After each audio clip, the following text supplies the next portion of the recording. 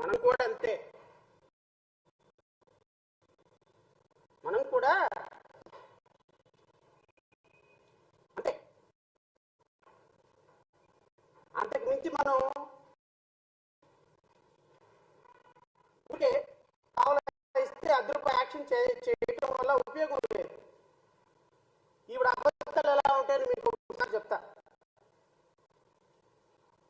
కూటమి ప్రభుత్వంలో మంత్రుల దగ్గర నుంచి ముఖ్యమంత్రి వరకు అబద్ధాలు ఆడటం ఎలా పిహెచ్డీ చేశారో ఇది కూడా సోషల్ మీడియాలో వైరల్ అవుతుంది. ఇది కూడా నేను చెప్తాను మీకు. మీరు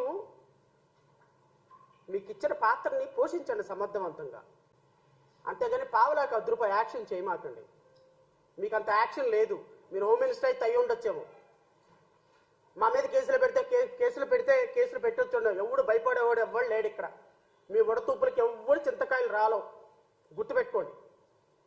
ఈ క్షణానికి ఎన్నికలు జరిగితే మీ కూటమి ప్రభుత్వానికి 25 సీట్లు కూడా రావు. 100 రోజుల పరిపాలనలో మీరు సాధించిన ఘనత అది.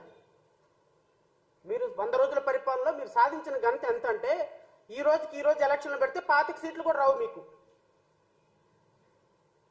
మీ అదృష్టం, ప్రజల దురదృష్టం. నువ్వు ఒక హోమ్ మినిస్టర్, ఆయన ఒక ఉప ముఖ్యమంత్రి, ఇంకో ఆయన మంత్రి, ఇంకో ఆయన ముఖ్యమంత్రి అయిపోయినారు. We are not denying. ప్రజల అధికారం ఇచ్చారు, చేయండి. కానీ అబద్ధాలు ఆడద్దు ప్రజా పరిపాలనలో. కులాన్ని టార్గెట్ చేయొద్దు. క్రిస్టియన్స్ని, ఎస్సీలని, ఎస్టీలని, ముస్లిమ్స్ని ఒక సెకండ్ గ్రేడ్, థర్డ్ గ్రేడ్ పీపుల్గా వాళ్ళని ఒక చరిత్రహీనులుగా సృష్టించొద్దు దయచేసి. మేము కూడా మనుషులమే.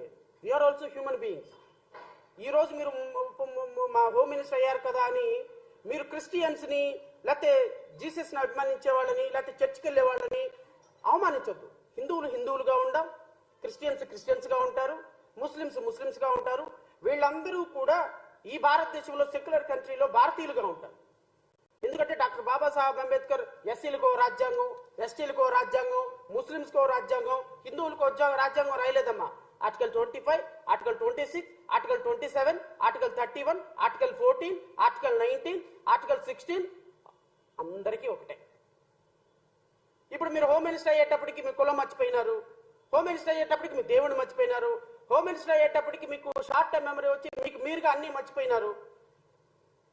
మర్చిపోయి మీరు ఏదేదో పేలుతున్నారు.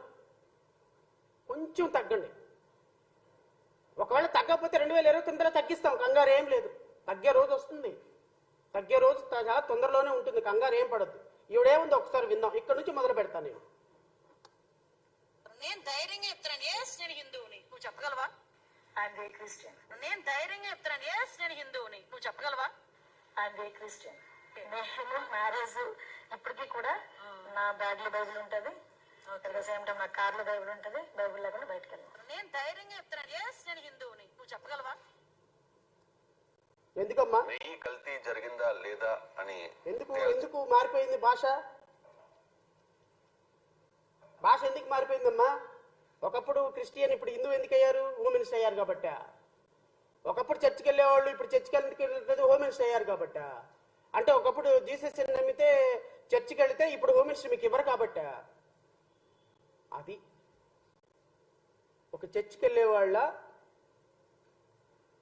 ఆలోచనల్లో, వాళ్ళ బ్రతుకుల్లో వాళ్ళు ఓట్లు వేయించుకొని వాళ్ళని ఎంతవరకు పెట్టాలో అంతవరకు పెట్టేటువంటి రాజకీయ నాయకుల పరిస్థితి ఇది.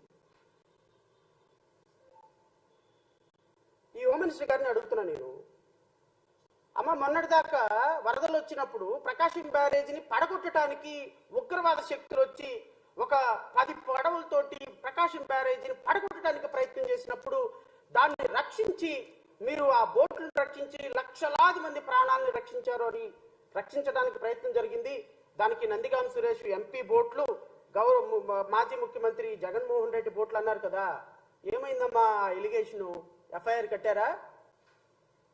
వాళ్ళని అరెస్ట్ చేశారా? నందిగాం సురేష్ అరెస్ట్ అయి ఉన్నాడు కదా, పోలీస్ కస్టడీకి తీసుకున్నారా? నువ్వు మీ ముఖ్యమంత్రి ఇద్దరు వచ్చి ప్రకాశం బ్యారేజీని పడగొట్టి వందల లక్షల మందిని ప్రకాశం బ్యారేజీలో నుంచి వరదలతో చంపడానికి వైఎస్ఆర్ కాంగ్రెస్ పార్టీ వాళ్ళు, గత ప్రభుత్వంలో ఉన్నటువంటి ప్రభుత్వం వాళ్ళు ప్రయత్నిస్తున్నారన్నారు కదా. మరి ఎఫ్ఐఆర్ కట్టి వాళ్ళని అరెస్ట్ చేయాలి కదమ్మా. మీరు ఏమైందమ్మా ఎలిగేషన్? ఏమైందమ్మా? ఆ ముఖ్యమంత్రి గారు ఏమైపోయినారు? ఆ మంత్రులు మాట్లాడిన మంత్రులు ఏమైపోయినారు? వాళ్ళ మీద ఎఫ్ఐఆర్ కట్టి అరెస్ట్ చేసి లోపలేసి అసలు ఆ బ్రిడ్జిని ఎవరు పగలగొట్టాలనుకున్నారు, కృష్ణమ్మ వరదల్ని ఆపడానికి, వరదలు రావడానికి కారణం ఎవరు అవ్వాలనుకున్నారు, ఏమన్నా అరెస్ట్ చేసి ఏమన్నా ప్రయత్నం చేశారా? లేకపోతే కేవలం పొలిటికల్ ఎలిగేషన్ అయినా? లడ్డూలాగా పొలిటికల్ ఎలిగేషనా? పరమ పవిత్రమైన నదిని కూడా మీరు వదలలేదు రాజకీయాలకి. 100 రోజుల్లో 164 సీట్లు వచ్చినాయి కదా, ఇంకేం కావాలమ్మా మీకు ప్రజలకి?